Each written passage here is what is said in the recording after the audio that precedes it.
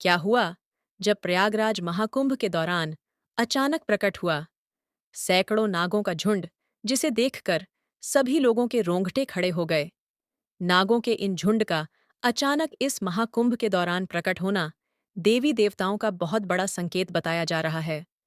लेकिन किस रूप में और किस कारण से नाग देवता ने दर्शन दिए, वीडियो में होश उड़ा देने वाली सच्चाई आपको बताने वाले हैं, जिससे आपकी कुंभ में आस्था और ज्यादा बढ़ जाएगी और आप प्रयागराज में होने वाले महाकुंभ में जाने के लिए और ज्यादा उत्साहित हो जाएंगे। इसीलिए वीडियो के साथ अंत तक बने रहे। सर्वप्रथम महादेव के सच्चे भक्त इस वीडियो को लाइक करके कमेंट बॉक्स में सच्चे मन से हर हर महादेव जरूर लिखें। महाकुंभ प्रयागराज में 13 जनवरी से शुरू हो गई है।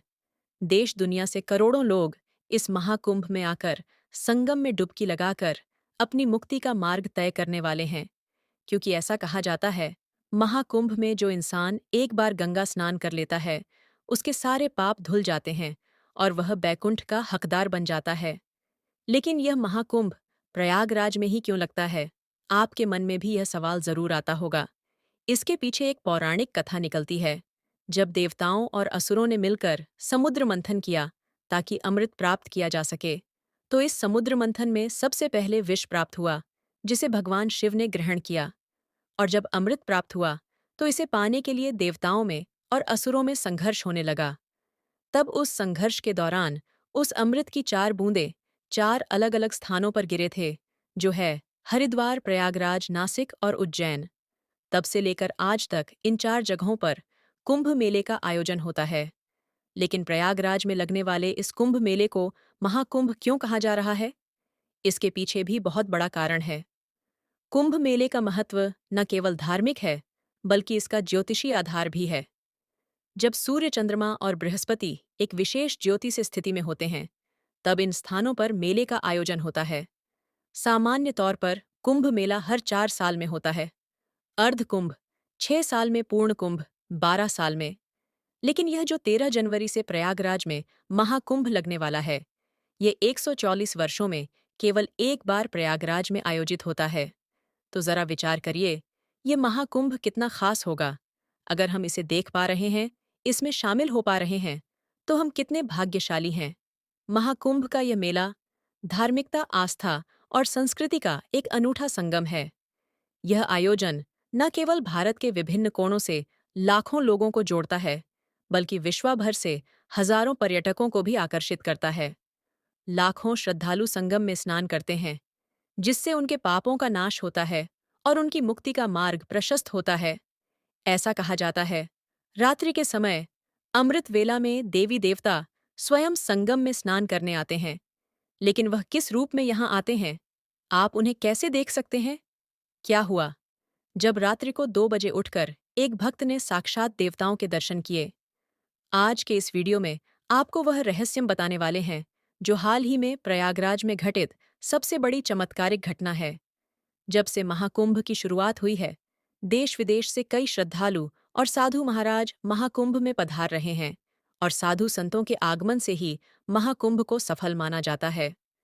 महाकुंभ में जो हमें साधु दिखाई देते हैं, वह केवल इस एक महीने में ही हमें नजर आते हैं।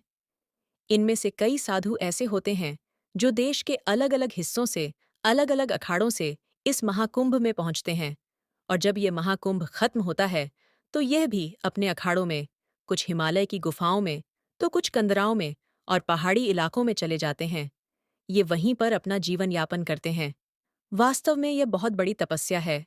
लेकिन ऐसे साधु संतों को जब हम अपनी आंखों से प्रयागराज महाकुंभ में देख पाते हैं, तो ये हमारे लिए बहुत सौभाग्य की बात होती है, क्योंकि यूं साधु संतों का आशीर्वाद बहुत ज्यादा लाभकारी बताया गया है। लेकिन जब हम प्रयागराज पहुंचते हैं, तो हमें एक साथ कई साधुओं का, कई संतों का आशीर्वाद मिल जाता है। यही हमारे जीवन को धन्य बनाने के लिए काफी है। राकेश नाम के एक व्यक्ति, जो दिल्ली में सॉफ्टवेयर इंजीनियर पर कार्यरत थे, जब उन्होंने अपनी जिंदगी की सच्चाई को समझा, तो यह जाना कि भगवान की भक्ति के अलावा इस दुनिया में किसी और चीज में सुकून नहीं है। वे मथुरा, वृंदावन गए, जहां पर उन्हें बहुत अच्छा लगा। वहां के साधु संतों से उन्हें केवल एक ही बात सुनने को मिली कि जिंदगी में अगर मुक्ति का मार्ग जानना है, तो साधु संत बनना पड़ेगा।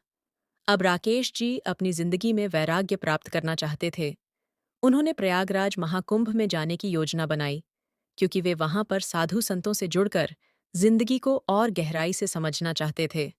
आगे की वीडियो देखकर आपको भी अपने जीवन से जुड़े कई प्रश्नों के उत्तर तो मिलेंगे ही, साथ ही साथ किस प्रकार प्रयागराज के इस महाकुंभ में सैकड़ों नागों का झुंड अचानक से प्रकट हुआ और इस चमत्कार के पीछे आखिर क्या रहस्य था, वह जानने को मिलेगा।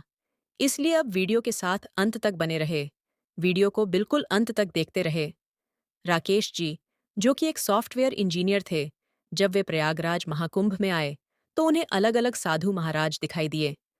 कुछ बहुत शांत थे, कुछ बहुत बड़बोले थे, कुछ ऐसे भी थे जिन्हें जरा सा छेड़ने पर वह बहुत गंदी गंदी गालियां दे रहे थे। तो कुछ ऐसे साधु महाराज उन्हें मिले जो प्रेम पूर्वक रसिक स्वभाव में बहुत अच्छे भाषण दे रहे थे।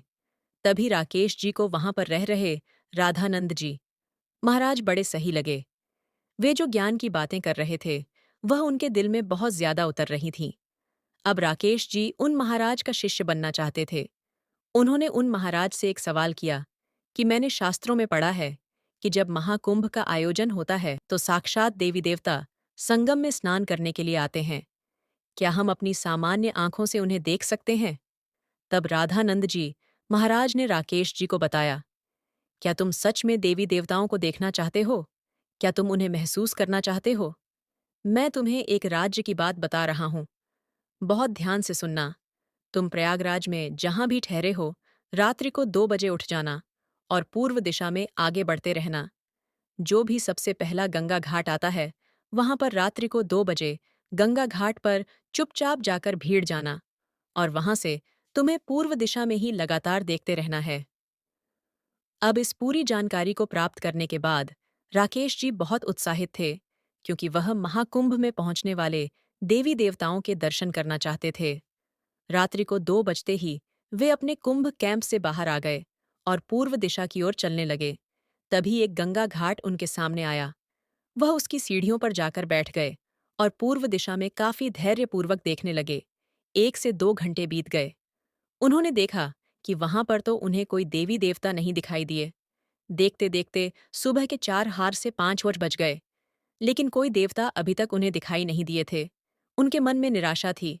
वे सोच रहे थे, इतने बड़े राधानंद जी महाराज, खैर, इतनी मतलबी और झूठी बात कैसे कर सकते हैं? वह अपने भक्तों को इस तरह से गुमराह कैसे कर सकते हैं?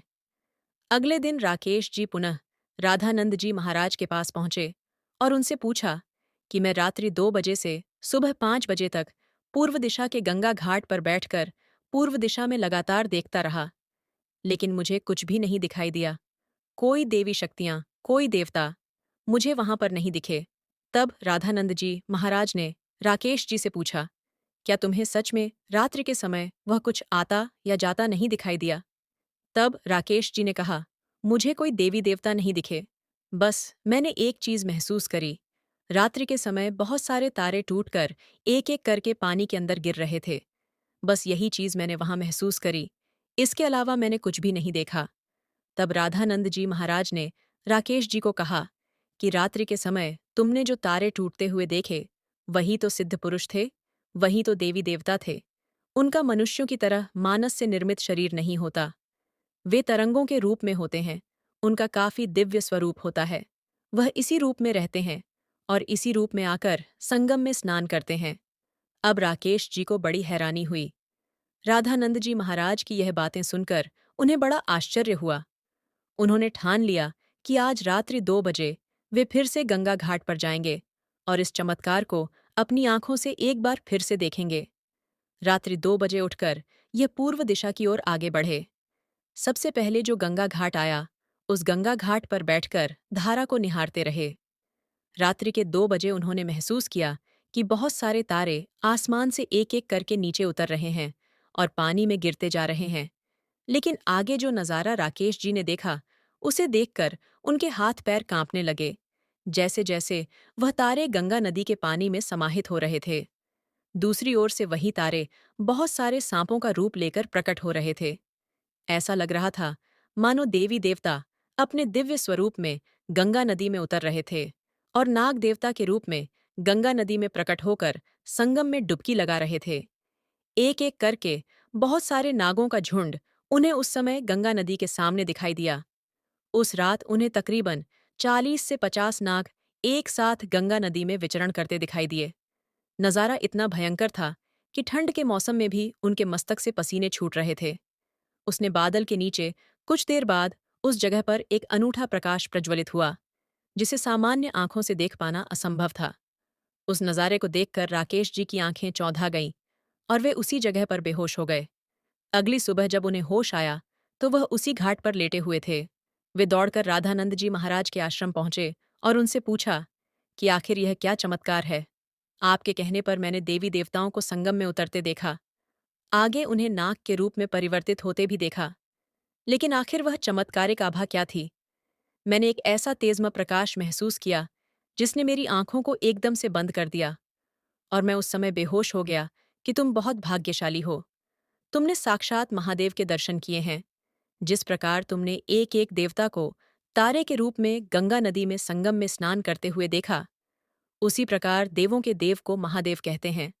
सर्वप्रथम सभी देवता एक एक करके रात्रि के समय गंगा के संगम में डुबकी लगाने पहुंचते हैं, लेकिन उनके साथ साथ देवों के देव महादेव भी इस संगम में शाही स्नान के दिन भाग लेते हैं।